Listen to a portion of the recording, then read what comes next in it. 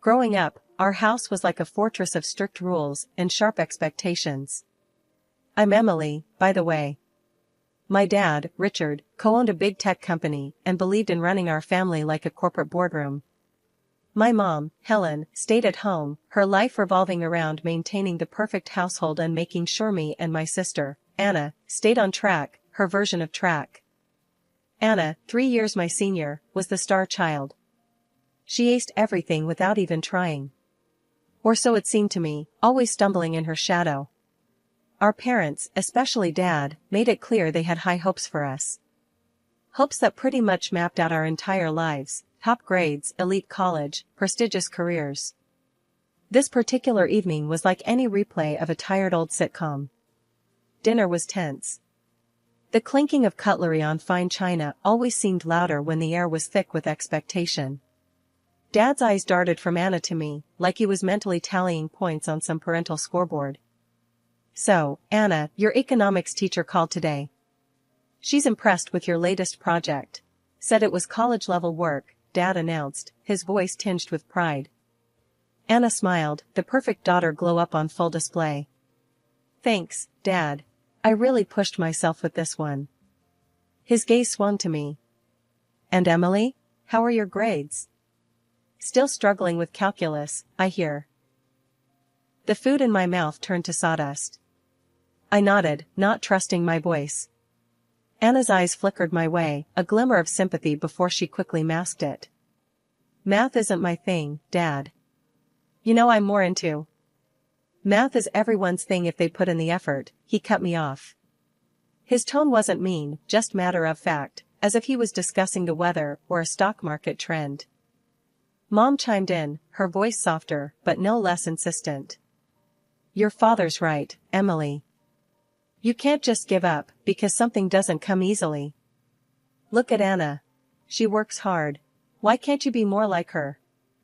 I bristled. "I do work hard. Just not at things that matter to you." Dad's eyes narrowed. "What does that mean?" "It means I have other interests. Like art." He scoffed, shaking his head. "Art is a hobby, Emily. It won't pay your bills or build a future. You need to be realistic." I pushed my chair back, the legs screeching against the tile floor. "Excuse me, I need some air." As I left, Dad's voice followed me.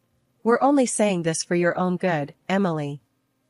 Outside, the cool evening breeze was a small relief from the stifling dining room. Their expectations were like chains, heavy and cold, and no matter how hard I tried, I couldn't seem to break free. Not like Anna, who wore those expectations like a crown, always poised, always perfect. But that night, under the starry sky, I made a silent vow. One day, I'd find a place where I wasn't just Anna's lesser shadow. A place where I could be me, whatever that meant, without apology or comparison. In our house, everything was a competition, especially for my sister Anna and me. My dad had this belief that pitting us against each other was the way to breed success. He'd say stuff like, "Competition sharpens the mind," but all it did for me was grind my confidence into dust. I mean, imagine screwing up a math problem and then going to school with a rumbling stomach the next day, because of it. That was my reality. Anna always came out on top. Whether it was math, science, or any school subject, she nailed it.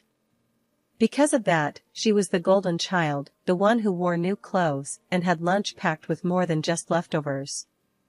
On the other hand, I was the one in faded jeans, trying to get by on scraps.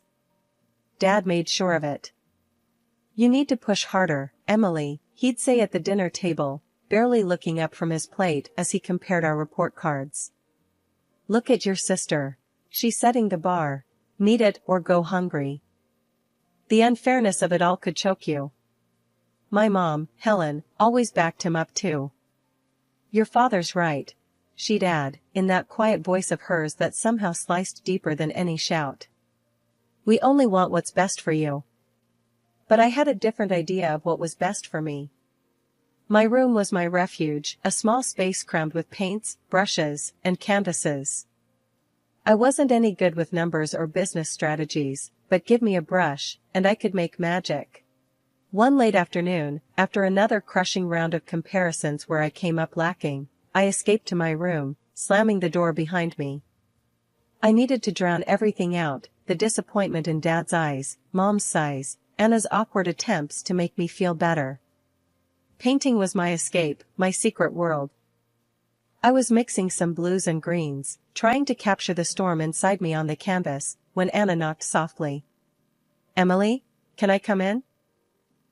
I didn't have it in me to send her away, so I just grunted. "Yeah, whatever." She stepped in, hovering by the door. Her eyes roamed over my makeshift studio, lingering on the unfinished canvas. "That looks amazing, Em." "It's just a storm," I muttered, focusing on blending the colors, letting the brush strokes express my frustration. "No, I mean it. You really have something here. Why don't you show them?" I scoffed, a harsh laugh escaping me. "Yeah, right.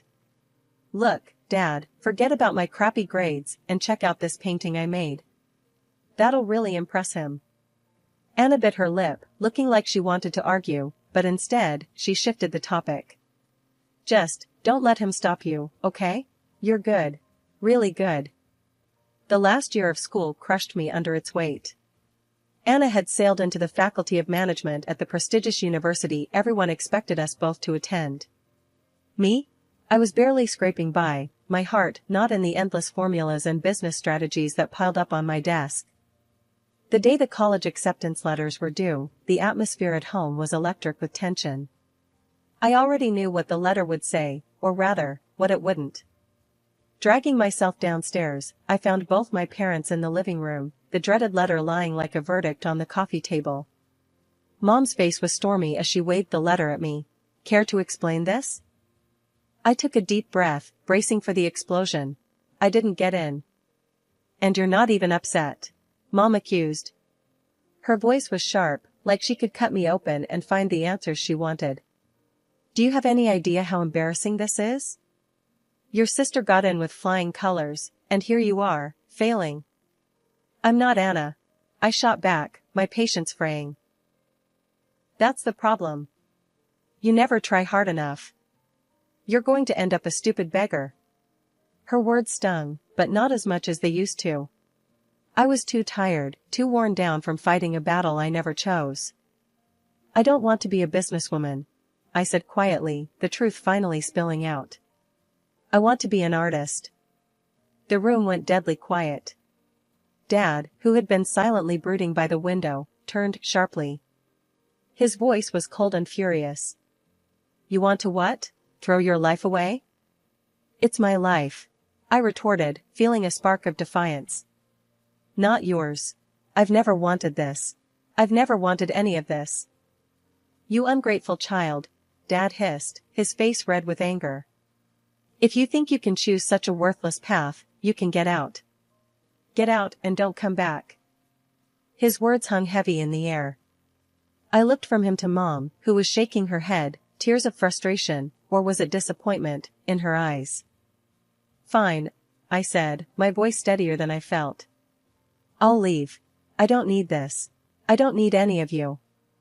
As I stormed upstairs, my heart pounded so loudly I could barely hear my parents arguing in the background. I shoved my clothes, my sketchbooks, a few cherished art supplies into a bag. With each item, I felt a chain breaking, a piece of the old, suffocating life falling away. When I walked out the door, suitcase in hand, Dad's final words were a cold goodbye. "You're no daughter of mine anymore." I stepped out into the unknown, the evening air cool and slightly biting against my face. It was scary, and for a moment, I didn't know what to do or where to go. But as I walked down the street, the weight of years of expectations lifted off my shoulders, and I realized I was free. The only place I thought of going was Grandma's. She had always been the soft counter to Dad's strict rules, a quiet rebel who nurtured my love for painting, despite his disapproval. So, with my world turned upside down, I found myself dragging my suitcase up her garden path, the familiar scent of her rose bushes somehow reassuring. Knocking on her door, my heart was thumping wildly, half out of fear, half out of relief. When she opened the door and saw me standing there, her expression shifted from surprise to concern in a heartbeat. Emily, what in the world? She didn't finish her sentence, just pulled me into a warm hug that smelled like vanilla and fabric softener. I left home, Grandma, I managed to say, my voice muffled against her shoulder. Come in, she ushered, leading me into the cozy kitchen where a kettle was already whistling on the stove. Once we were seated at her table, a cup of tea in front of each of us, I told her everything. How Dad had disowned me, how Mom just stood there, how I couldn't bear to live under their roof a moment longer. Grandma listened, her eyes softening with each word I spoke. You did what you had to do, dear, she said once I'd finished. And you'll always have a home here with me. Relief washed over me, the tension I'd been carrying dissipating slightly. Thank you, Grandma. I don't know what I would do without you. She reached across the table, squeezing my hand. Now, tell me about your plans. I know you, Emily. You must have a plan. Taking a deep breath, I shared my secret hope with her. I applied to the Institute of Arts. On the internet, quietly. I didn't tell Mom and Dad. Grandma's face broke into a wide smile. That's wonderful. Following your heart, that's my girl. The conversation shifted to lighter topics for a while, allowing me to breathe easier and feel momentarily carefree. But later that evening, as we were cleaning up after a dinner of her homemade lasagna, my phone buzzed with an email notification. I checked it, not expecting much. It's from the Institute of Arts, I said, a knot forming in my stomach. Grandma dried her hands quickly and came over to stand beside me. Well, open it, dear, she urged, her voice tinged with excitement. With a shaky hand, I tapped on the screen and read the contents of the email, my eyes widening with each word. I got in, Grandma. I got in, and they're offering me a scholarship. Full tuition covered. Oh, Emily! Grandma exclaimed, her eyes brimming with tears as she pulled me into another hug. I knew it. I always knew you had something special. This is just the beginning for you. We spent the rest of the evening talking about the future, about art and dreams, and making a new life. It felt like for the first time in a long time, I was exactly where I was supposed to be. Grandma's faith in me bolstered my own, and I felt ready to take on this new challenge. A few days later, Grandma accompanied me to the institute to finalize my registration. Walking through the halls filled with vibrant art and buzzing with creative energy, I felt a sense of belonging that had eluded me for years. You're going to do great things, my dear, Grandma whispered as we left the administration office, my enrollment confirmed. Living on campus was a world away from everything I'd known. For the first time, I was not just studying what I loved, I was immersed in it. The transition wasn't easy, though. Drawing had been something I sneaked around doing back home because my parents had made it clear they didn't see a future in it for me. But here, at the Institute of Arts, it was my life. My first year was tough. The freedom to create was exhilarating, but also daunting. I struggled initially, battling the ingrained fear of my parents' disapproval and the pressure to prove I could make it on my own. Yet, with every sketch and painting, I grew more confident. By the end of the year, not only had I found my footing, but I had also emerged as one of the top students in my class. Professors praised my unique style, and I started to believe maybe I did have something special. As my skills developed, so did recognition. The school offered a few of us, the so-called emerging talents, a chance to showcase our work at a personal exhibition. I jumped at the opportunity. Preparing for the exhibition was intense. Every piece had to say something, to stand out. I poured my heart into each painting, hoping they were good enough to be noticed. The night of the exhibition was surreal. The gallery was buzzing with people, music softly playing in the background, lights casting a perfect glow on the paintings. I stood nervously by my work, watching as people walked by, stopping to look, to discuss. My grandmother, who had come to see the exhibition, stood beside me, her eyes wet with pride. "You've done well, Emily," she whispered, squeezing my hand. "I'm so proud of you." That night, something incredible happened. A local TV crew, who had come to cover the exhibition, featured my work. Suddenly, I wasn't just a student, I was an artist being talked about. The segment aired, and the next thing I knew, I was being invited to talk about my art on various shows. My paintings started circulating on the internet, gaining popularity. It was all so fast, so big. I felt like I was dreaming. The real pinch me moment came when an animation studio contacted me. They wanted to use my designs for a series. Next thing, those sketches and characters I created in the solitude of my studio were moving, living on screens. They even started a comic book series based on them. And yeah, they paid me, which felt weird but incredible. I remember sitting in my dorm, watching the first episode of the animated series, thinking about how far I'd come. From hiding my sketches from my parents, to seeing my creations come to life on TV, it was mind-blowing.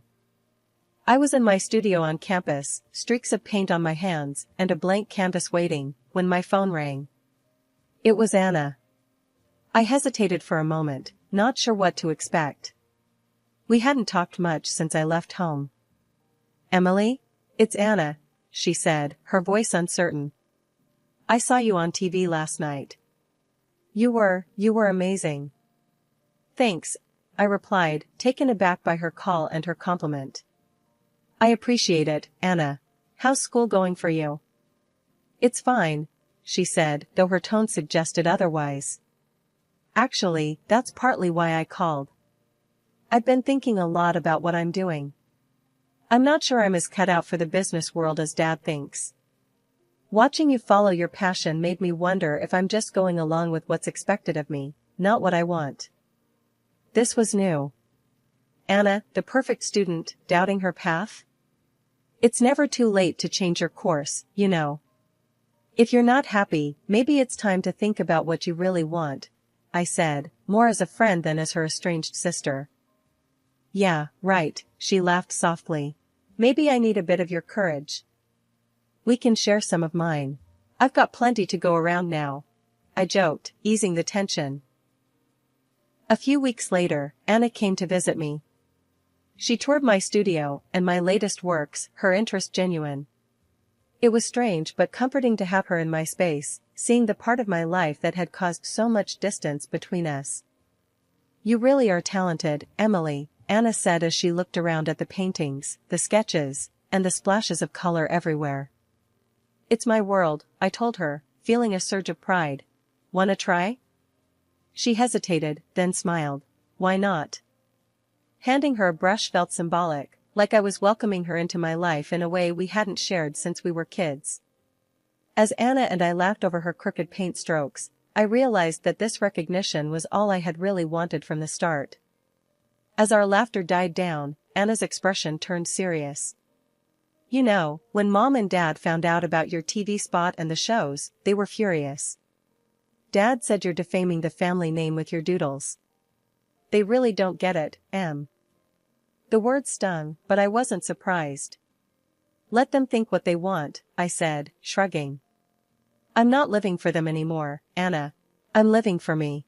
And for the art." "Yeah," Anna nodded, looking around at all the colors and shapes that filled my world now. "You've built something beautiful here, Em. Don't ever let them tell you otherwise." Hearing that from Anna, knowing that she saw the value in what I was doing despite our parents' disapproval, meant everything. It solidified my resolve to keep going, no matter what they said or did. I was an artist, and that was something no one could take away from me. It had been 6 months of peace and creativity when it all came crashing down during one of my exhibitions. I was showcasing some of my latest work, which had drawn a decent crowd, buzzing with chatter and admiration. That's when my parents stormed in, their faces thunderous. My father, his face red with anger, scanned the room until his eyes landed on me. Without hesitation, he marched over, my mother trailing behind him, her eyes darting nervously around the room. The moment he reached me, he erupted. "This is what you left your family for? These ridiculous paintings?" He gestured wildly at my art hanging on the walls. "You're shaming us, Emily. You think this is a real job? Artists are just drug addicts pretending to be profound." I was stunned, words failing me as his voice echoed off the gallery walls. Before I could gather my thoughts, he lunged at one of my paintings, his hands clawing at the canvas. I gasped, stepping forward, but the gallery organizer was quicker. He called security immediately. "Sir, you need to leave. Now," the organizer demanded, as two guards quickly intervened, pulling my father away from the damaged artwork. The aftermath was a blur of apologies from me to the guests and the gallery owner, assurances that this was an isolated incident. But the damage was done. The evening was ruined, and so was my mood. Over the next few days, my phone was bombarded with texts from both of my parents. Each message was a dagger, full of accusations and predictions of doom. "You'll come crawling back once you realize the real world isn't kind to dreamers," one read. "You think you're successful? This is just a phase," said another. I tried to ignore them, but each beep of my phone brought a fresh wave of anxiety. It wasn't until I received an email notification about the animated series based on my artwork that I found a sliver of vindication. The series had just crossed another 1,000,000 views, and the comments were overwhelmingly positive, praising the creativity and unique style. Fueled by a mix of anger and pride, I copied the link to the YouTube page and sent it to my parents with a simple message: "See for yourself." After that, the messages stopped. Their silence was louder than all their criticisms combined. Maybe, just maybe, they had watched the videos and read the comments.